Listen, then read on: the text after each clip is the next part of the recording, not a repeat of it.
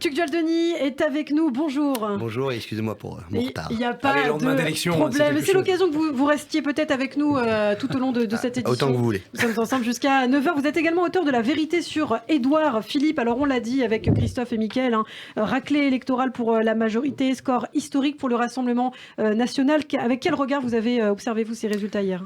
J'ai été complètement époustouflé par ce qui s'est passé hier soir sur le plan politique. C'est le retour de la politique, c'est très dur pour, je pense, Emmanuel Macron et pour certains de ces vieux grognards comme Richard Ferrand ou Christophe Castaner qui ont été éliminés.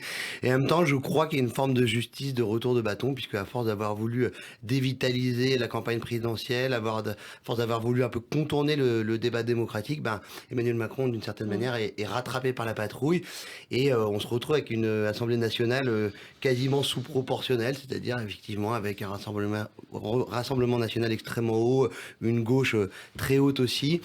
Ça va être bordélique, si vous voulez me passer l'expression, excusez-moi pour cette trivialité, mais ça va être vivant. C'est-à-dire que le Parlement, qui était devenu une chambre d'enregistrement avec énormément de députés godillots, dont on peinait un peu à percevoir l'utilité publique, et là, je crois qu'il va retrouver des couleurs un peu par l'absurde. Le retour de la démocratie, comme on l'a dit Christophe. En tout cas, le retour d'une vie parlementaire qui peut être en effet vivante, qui peut être virulente. Alors, il faudra voir si les Français apprécient la virulence des débats, parce que c'est ça la politique. Oui, ça ne va pas forcément être de très bonne tenue. Oui, aussi au contraire, ils s'agacent des blocages, des invectives, de l'imprécation. Et donc l'attitude des deux groupes d'opposition extrême, NUPES, notamment LFI et RN, aura de l'importance. Tout de même, 90 députés RN, il n'y a plus de plafond de verre. L'effet du mode scrutin majoritaire éliminatoire pour le RN, c'est fini. La droite siphonnée, face à la NUPES, le RN l'emporte. Et ça, c'est un fait politique majeur qui a pour conséquence peut-être de mettre aux oubliettes Éric Zemmour et Reconquête, qui ne sont plus utiles dans le paysage politique, mais qui va aussi changer la face de ce quinquennat.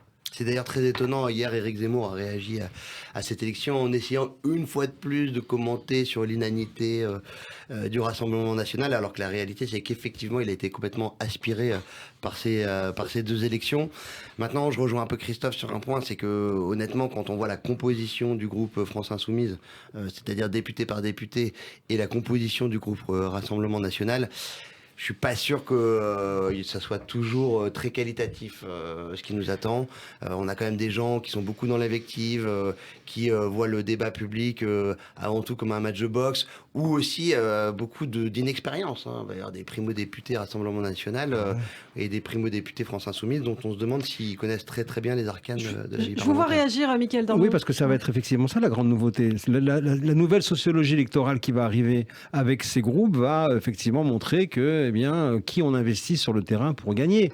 C'est-à-dire souvent des militants, des gens sans expérience. Alors d'aucuns disent c'est formidable parce que ça montre justement à quel point on brise l'entre-soi, on fait entrer la France réelle dans une assemblée nationale que l'on disait souvent déconnectée des réalités du pays. Depuis hier, on entend beaucoup la voix et on commence à apprendre la personnalité de Rachel Keke, qui donc députée NUPS, qui est de métier, femme de chambre, qui a mené un conflit de 22 mois à l'Ibis à Paris pour pouvoir justement améliorer les conditions d'achat. On a une intérimaire de la Poste, il y a également un ancien boxeur professionnel. Donc on va avoir effectivement des typologies et des comportements totalement inédits. Souvent ça sera apprécié par les Français et souvent il faudra aussi être au niveau dans les commissions et être capable de pouvoir produire de la loi. Cela dit, il y avait des débutants aussi quand il y a eu la vague macroniste il y a 5 ans. Parmi ces débutants, on a vu des talents se révéler et puis on a vu des catastrophes ambulantes. Certains ont complètement explosé en vol. Donc, mais appartenait à une sociologie qui était un peu plus, on va dire, valorisée. Est-ce que ça a rendu le parcours d'une Martine Vonner ou d'un Joachim Son-Forget plus brillant, malgré tout leur diplôme? Non. On peut, par les élites aussi, connaître des effondrements démocratiques et des comportements personnels inqualifiables. Laissons leur chance à ces députés RN et ces députés LFI qui viennent de ces milieux sociaux peu habitués à fournir des députés.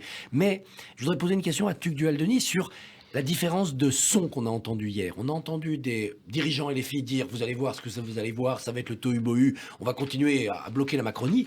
On n'a pas entendu ça chez Marine Le Pen. On a entendu parler d'une opposition constructive, de proposer des choses, de se poser déjà en partie le gouvernement. Oui, moi j'entendais notamment Jordan Bardella prendre à témoin Gaël Braun-Pivet hier soir pour lui dire écoutez, si vous avez des mesures pouvoir d'achat immédiates et que vous reprenez certaines de nos mesures, on ne sera pas forcément dans une opposition systématique.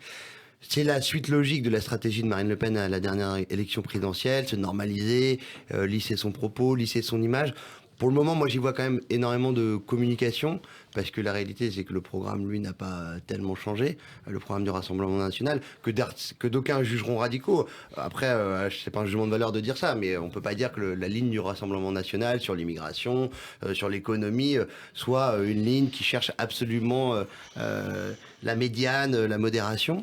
En revanche, effectivement, je crois quand même qu'il y a une pratique politique au Rassemblement national ces dernières années qui s'est construite sur une forme de professionnalisation qui est lente, hein, mais alors que effectivement Jean-Luc Mélenchon n'a eu de cesse que lui d'être que dans la provocation, et honnêtement avec un certain succès, parce que c'est vrai que c'est lui qui crée la politique au lendemain du second tour de l'élection présidentielle. C'est lui qui prend à témoin Emmanuel Macron en lui disant: toi, mon bonhomme, pour parler comme Manuel Bompard, un de ses lieutenants, tu vas devoir me prendre comme Premier ministre. C'est deux stratégies très différentes. C'est pas moi qui vais vous dire, en travaillant à Valeurs Actuelles, que la polarisation est quelque chose qui ne marche pas aujourd'hui, mais effectivement, cette polarisation, elle est plus utilisée stratégiquement par Jean-Luc Mélenchon et les gens de la NUPES que par Marine Le Pen. Merci beaucoup, Tuc Dual-Denis. Michaël Darmon, vous pourrez réagir puisque Tuc Dual-Denis, vous restez avec nous. Je reste toute la journée. Moi. Eh bien, vous restez avec nous. Merci beaucoup. On se retrouve à 8h07 pour la suite de vos analyses.